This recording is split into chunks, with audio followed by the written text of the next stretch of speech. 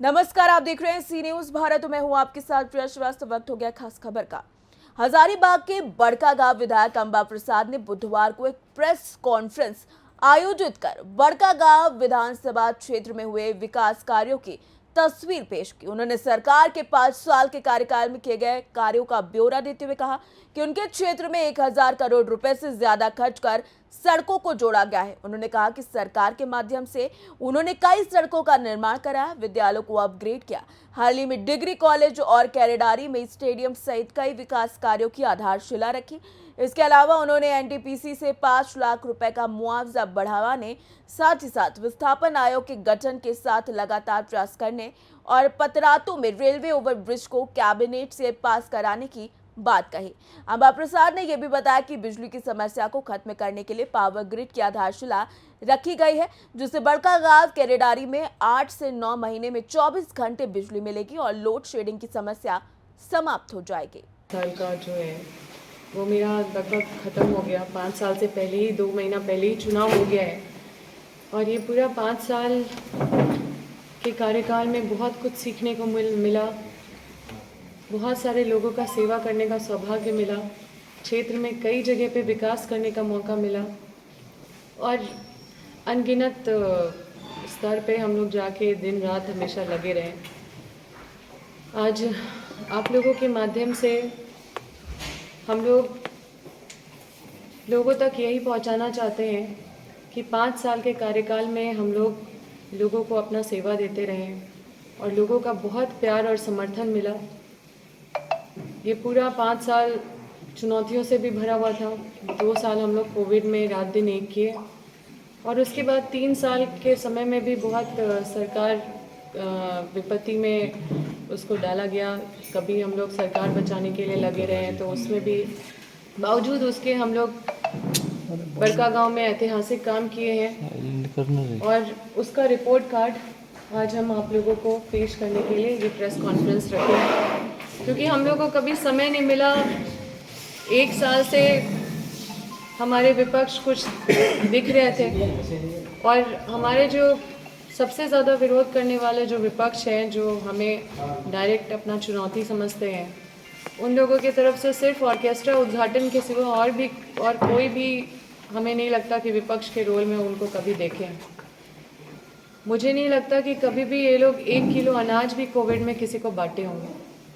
मुझे नहीं लगता कि कभी भी कोई एक्सीडेंट हुआ है क्षेत्र में तो वहाँ पे एक मानवता के खातिर वहाँ पे जाके खड़े हुए होंगे या लोगों को कहीं भी राहत या ताकत देने का काम किया होगा, क्योंकि बड़कागांव विधानसभा से बहुत ज़्यादा मात्रा में वो वोट उनको मिलते रहा है। यहाँ के लोगों का वोट ज़रूर लेते हैं, लेकिन यहाँ के लोगों का मुझे नहीं लगता कि एक भी लोगों के काम आए। वो लोगों को जिस तरह से भी गुमराह करे, लेकिन पूर्व में उनके अपने भाई सांसद, माननीय सांसद महोदय रहे हैं और सरकार में रहे हैं। उस समय यहाँ पे गोलियाँ चलाई गई थी एनटीपीसी में और एनटीपीसी को घुसाने के लिए गोली चलाई गई, यहाँ पे लोग मरे, लेकिन ना ही विपक्ष के जो अपने आप को जो बीजेपी के अभी प्रत्याशी बने हैं वो कभी देखने भी नहीं आए, ना उनके भाई आए, ना उनके फैमिली आए। सभी फैमिली को विधायक बनना है, सांसद बनना है, लेकिन और अपने भाई को भी विधायक बनाना है। आप हमारे परिवार को अगर देखिएगा तो अगर हम कहीं नहीं पहुंच पाते तो मेरे पिताजी पहुंचते हैं, अगर पिताजी नहीं रहते तो मेरी माँ वहाँ पे पहुंचती है। हम लोग अपने घर से हर हाल में ये इंश्योर करते हैं कि उस दुख में हमारे तरफ से वहाँ पे मौजूदगी हो, वहाँ पे राहत हो। और मेरा भाई पहुंचता है, मेरे भाई को फ़ोन आ जाता है, अगर हम कहीं मीटिंग में हैं, अगर हम नहीं उठा पा रहे हैं तो मेरा भाई रिसीव कर रहा है। तो हम लोग पूरा परिवार सेवा दे रहे हैं और हम एक विधायक है, हम लोग पूरा परिवार हमेशा लगे रहते हैं कि किसी का भी कोई भी अनअटेंडेंट नहीं रहे। हमारे घर में कोई आए तो उनको अगर वहाँ रहती है वो अटेंड करती है। लेकिन यहाँ पे जब भी विपत्ति आता है तो आप कभी देखेगा कि रामगढ़ की जो वर्तमान विधायक वो आज तक बड़कागांव कभी देखने नहीं आई।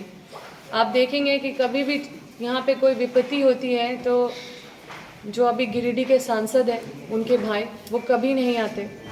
कोई भी मतलब उनकी पत्नी नहीं देखे होंगे आप लोग कभी, उनके मतलब उनका फैमिली कभी नहीं आया होगा इस विधानसभा में, आप लोग जानते नहीं होंगे कि उनके परिवार वाले दिखते कैसे हैं। और इनको बस बड़का गांव में जब वोट लेना रहता है तो यहाँ पे अकेले घूमते हैं। और हम लोग बस यही कहना चाहते हैं कि अगर हम बीजेपी ज्वाइन कर लेते तो अभी बीजेपी के कार्यकर्ता हमको सनातनी और सबसे बड़े राम भक्त के तौर पे हमको पेश करते रहते हर जगह। लेकिन इन लोगों का जो राजनीतिकरण है बहुत निचले स्तर का है।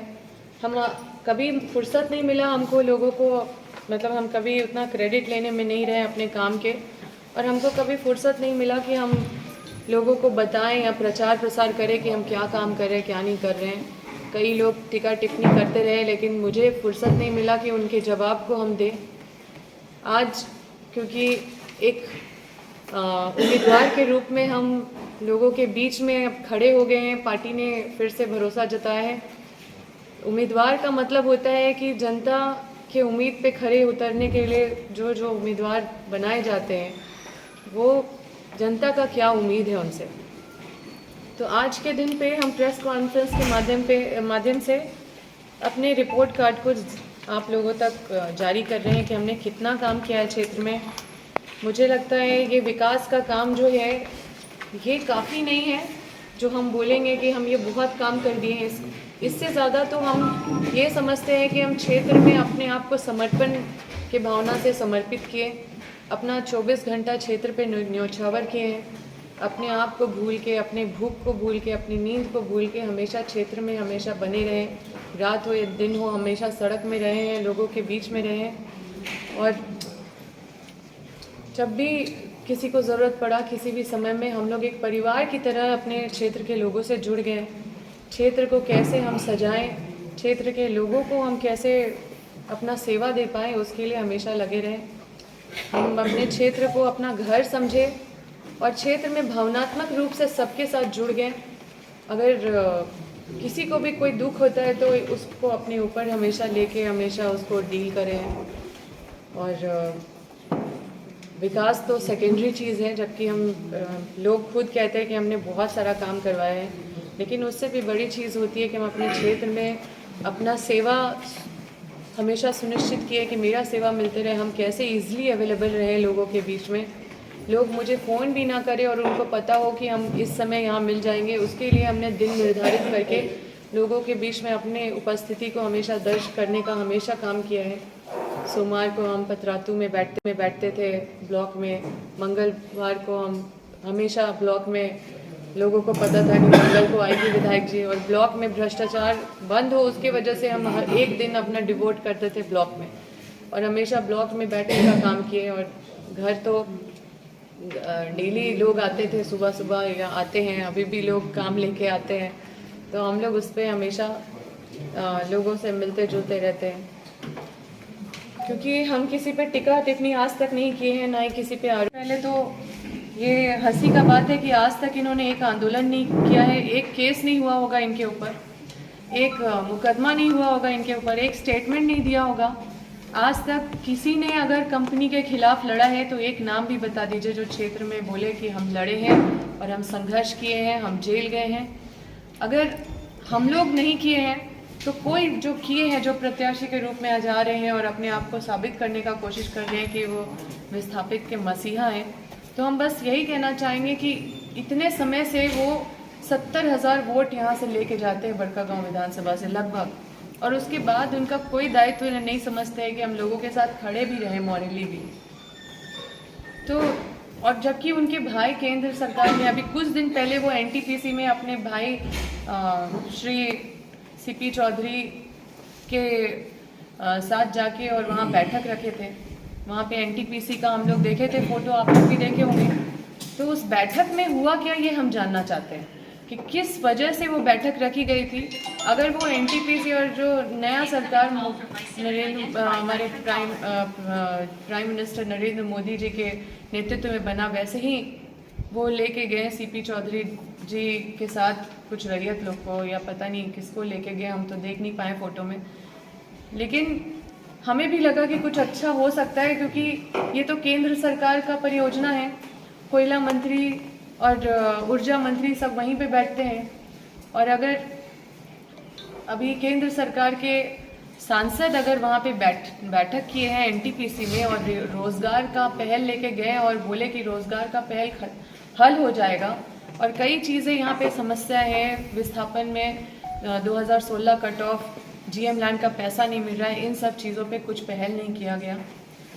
तो ये दुखद है कि लोगों को बस गुमराह करने का काम करते हैं और पूरी तरह से गुमराह करने का काम करते हैं। ये लोग को सिर्फ विधायक बनना है, ना इनकी भाभी आती है क्षेत्र में कभी कोई इशू को लेके, ना इनके भैया आते हैं, सब सांसद विधायक हैं। लेकिन हम लोग पूरा परिवार, कभी भी ज़रूरत पड़ता है, कभी मेरी माँ चली जाती है, कभी मेरे भाई चले जाते हैं, जबकि हम लोग सब एक परिवार हैं, सबको एक प्लेटफॉर्म पे हम लोग सब खड़े हैं।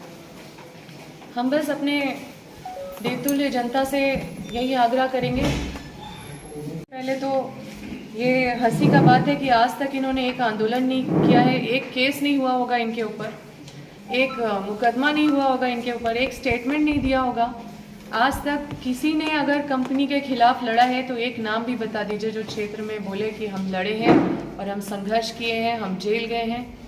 अगर हम लोग नहीं किए हैं तो कोई जो किए हैं, जो प्रत्याशी के रूप में आज आ रहे हैं और अपने आप को साबित करने का कोशिश कर रहे हैं कि वो विस्थापित के मसीहा हैं, तो हम बस यही कहना चाहेंगे कि इतने समय से वो 70,000 वोट यहाँ से लेके जाते हैं बड़कागांव विधानसभा से लगभग, और उसके बाद उनका कोई दायित्व नहीं समझते हैं कि हम लोगों के साथ खड़े भी रहे मॉरली भी।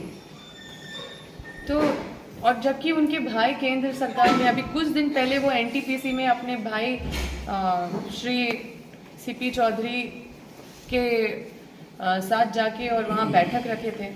वहाँ पे एनटीपीसी का हम लोग देखे थे फोटो, आप लोग भी देखे होंगे। तो उस बैठक में हुआ क्या, ये हम जानना चाहते हैं कि किस वजह से वो बैठक रखी गई थी।